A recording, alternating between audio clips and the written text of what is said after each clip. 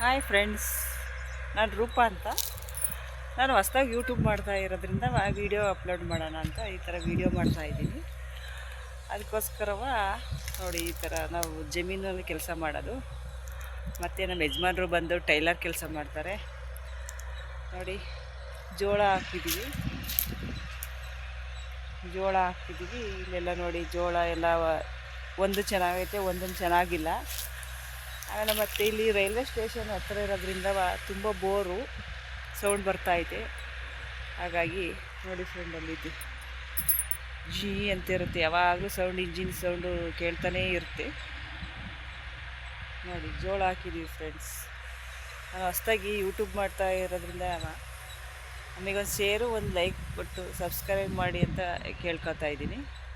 ನೋಡಿ ಫ್ರೆಂಡ್ಸ್, ಇದೇ ನಮ್ಮ ಜಮೀನು. ಕೋರವಂಗ್ಲ ಅಂತ ಊರು, ಹಾಸನ ಜಿಲ್ಲೆ, ಹಾಸನ ತಾಲೂಕು, ದುದ್ದ ಹೋಬಳಿ, ಕೋರವಂಗ್ಲ ಗ್ರಾಮ ನಮ್ಮದು.